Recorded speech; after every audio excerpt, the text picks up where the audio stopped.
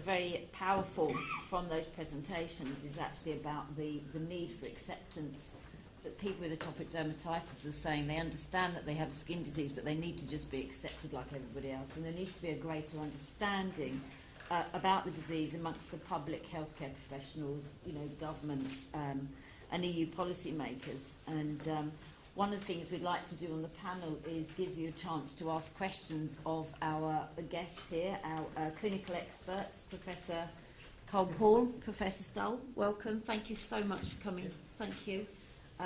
Professor Ring, but also our patient experts, Alice and Bert, who've very much experienced and worked with us. They live with this day to day, but have worked with us on this huge piece of groundbreaking research, first of its kind in Europe. So if I could just open to the floor, and if you'd like to ask questions, please come to the microphone and ask a question of the panel member or all panel, if you would. Are there any questions? Anything at all? Perhaps I'll start.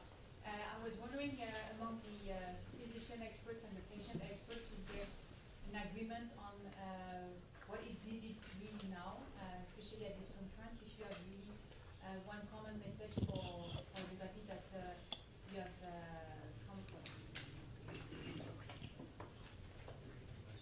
The question was, what is needed now? Yeah. So going forward from this research, what is and the position that we've discussed, what do you feel is needed next? Is the next step in relation to the patients, the treatments, and other aspects of this disease? Professor Paul. Thank you. First of all, I would like to thank you for sharing your experience, because we as physicians we frequently don't realize what a life path is with a chronic disease like severe eczema. So it's very kind of you to share this with us, and we always need to take a moment to get an understanding of what it means on a day-to-day basis. My perspective is the perspective of a physician. I think the first point you highlighted is the need for physicians to develop the skills to listen to the patients, to improve the empathy, and to be able to develop the strategy to treat the disease in collaboration with the patient on a day-to-day basis. There is not one response for all. That's the first thing I want to say. So this has to do with improving the physician human skills. And this is something that is currently of great importance, in the training of young physicians. The second point is, because we are dealing with a chronic disease, it is the patient who needs to be empowered. And the role of the physician is to step down a little bit and to help the patients to be empowered to take care of the disease on a day-to-day basis. These are very important points. And the third point, of course, is the medicine. Medicine is only part of it. And of course, we need, especially for patients with a more severe form of the disease, new treatments. I must say in the past years I've been very happy with the new treatments, and many of my patients with severe eczema come back and say to me, well, my life has been changed. And that's why we want to hear more often that we can change the life of people, that the people can change their life and can take control in general of their disease. Because if you want to live the life you want to live, you need to take control. Thank you. Thank you, Professor. Professor Stahl? Well, first of all, I'm normal. I'm normal in this room because I'm not specialist at all of eczema. I am an infectious disease specialist, and I think I am here because I was a so-called payer. In fact, I never paid anything. But I was in the committee that is in charge of, in France, for reimbursement of drugs, and the level of reimbursement, and some advices about the efficacy of drugs, and, by the way, for the price. But as a physician, I have a comment. I have a comment, and it is clearly related with my research field. My research field is encephalitis, infection in the brain. And we are managing a cohort in France in the idea to investigate, evaluate the frequency of sequels after this infection. I mean neuropsychological sequels. And we first demonstrated that sequels were frequent, 40% of patients. And they were cured, surprisingly. They were said cured. But you know, if you are an intensivist, the patient is cured when you remove the catheter, the tracheal catheter. Then you are cured.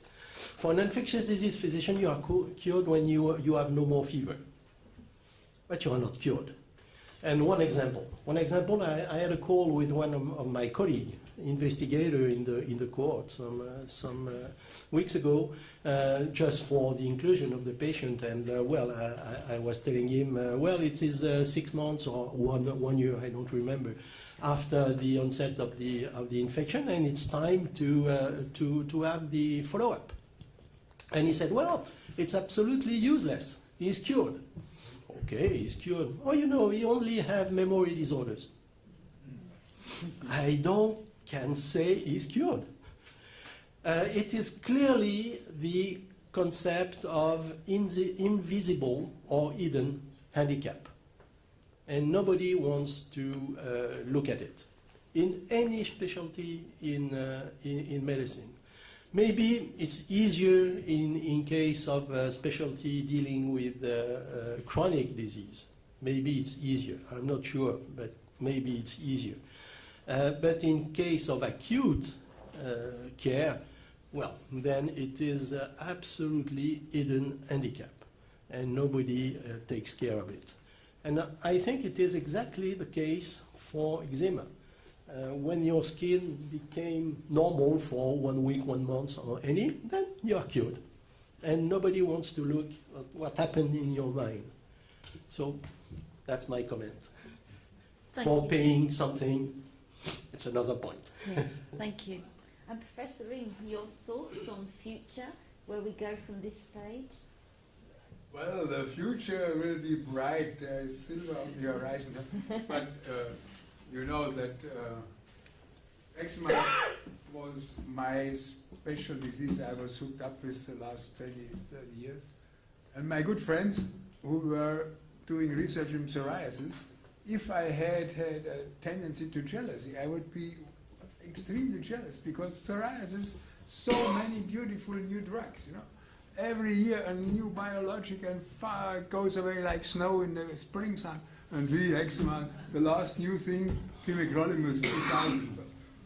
Now there are new things, and they come in the pipeline, and you know this, and some are already on the market, not in all countries, but they really seem, for the severe patients, to change your life.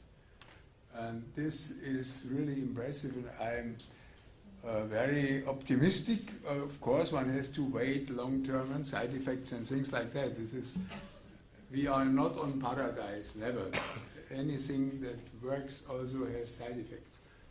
But there will be different ones, and we will be able to make a selection, and also an individualized treatment, how we call it. Not every patient will react to this drug, maybe to the other one, and we will have different opportunities to select. So there will be a brave new world, I think, for eczema patients. I hope very much. It's not next year, but it starts. And the next, it has started. It has started, yes. But the next 10 years will be very exciting. Yes. Thank you. And in relation to that, and just thinking about the economic burden that's obviously identified, and Professor Stahl, I'm sorry, I'm just going to ask you here, because obviously it's the area of what they focused on. Do you think over this time, whilst we wait for these treatments to come forward, we might start seeing some progress on reimbursement for patients for some of the costs towards these diseases, these treatments, you know, as things develop, and how we might work together collectively to try and change some of that? Because if I talk about in the UK in a sense, even though we have the National Health Service, we had some guidance that came out in April from NHS England, which is actually removing access to prescriptions for emollients and other forms of treatment, which we're now lobbying on behalf of those patients. So even in a country like the UK, where everyone assumes our healthcare is all free, it is not all free, I can assure you, and actually they're reducing it. So I guess it's just a question of, do you think, what can we do together over time to try and change that and look at more reimbursement, considering the economic burden? Well, it is very different according countries. Yes. In European countries, not UK, of course, as you know. We are European. We will always be European. For a few months, they are remaining. But, No, we're still European.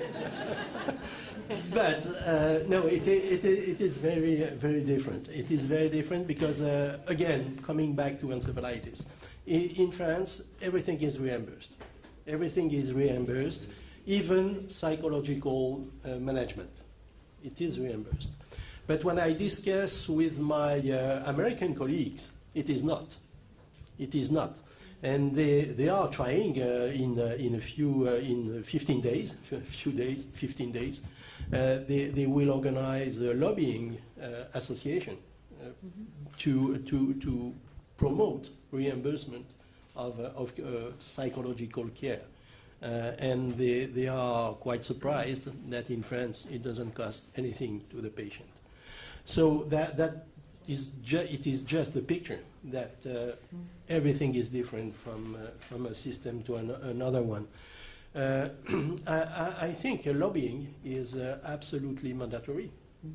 It is absolutely mandatory. It is not only about eczema, but I think it could be better, including all what I call invisible handicap. Yeah. That is not only in eczema, but after severe pneumonia, meningitis, endocarditis, or any severe disease, and moreover, when you have to be hospitalized in ICU, for example, the patients present with troubles after the hospitalization. It's absolutely obvious. And so this management is not enough taken into account so far. Yeah. So I think there is a lobbying to do, maybe among the European Commission. I think it is possible. I have some links in this field, and I think it is possible.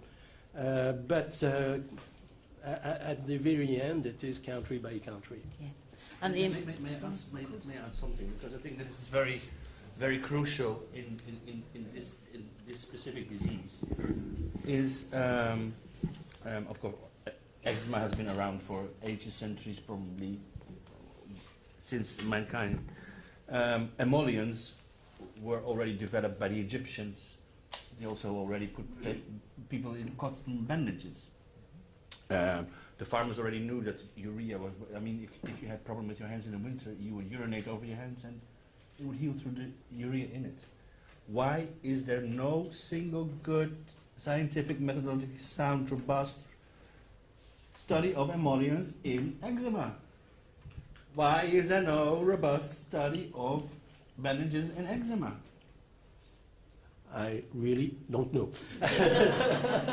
Because as I told you, I'm not specialist at all of eczema. But I'm sorry, I'm beginning a bit political here, advocating, is that we have same issues that reimbursement are taken away, because the they do a health technology assessment from the government, and they say there is no evidence. These were all modalities, treatments that were actually invented and also studied before evidence-based medicine became as rigorous as it is now, or as rigorous as it is, not by record, but is interpreted by the people who have to spend the money. And so there's a backlash, there's an enormous evidence gap in atopic dermatitis. About they say to us, don't bathe more than one time a week. There is no evidence.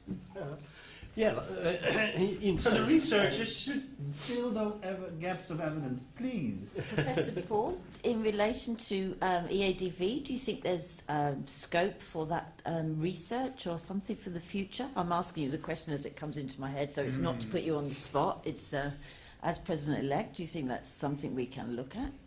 Well, I think the EADV is involved in physician education, partnering with patients, advocacy. We also fund research projects, but which are of course very broad. And I think we are willing to collaborate also with sponsors who develop new drugs in eczema to improve the level of knowledge, because it's clear that Professor Ring said that patients were well treated.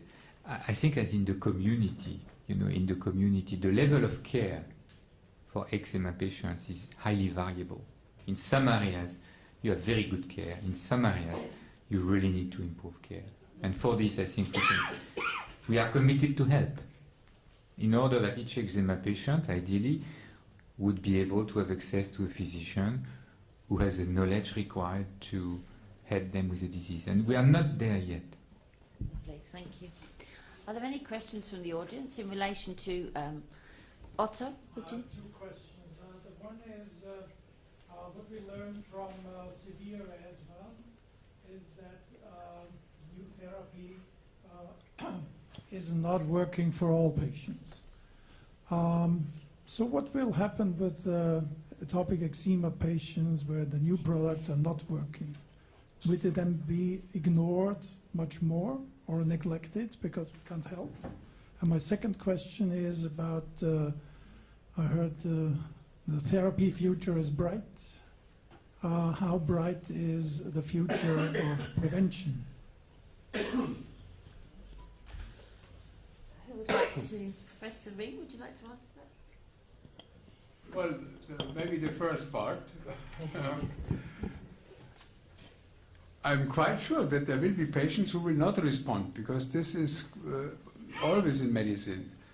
Not every drug works in every patient, and there are differences. And with the new facilities or knowledge on pharmacogenomics, as we call it, there's the individual response of a patient to this substance compared to another substance.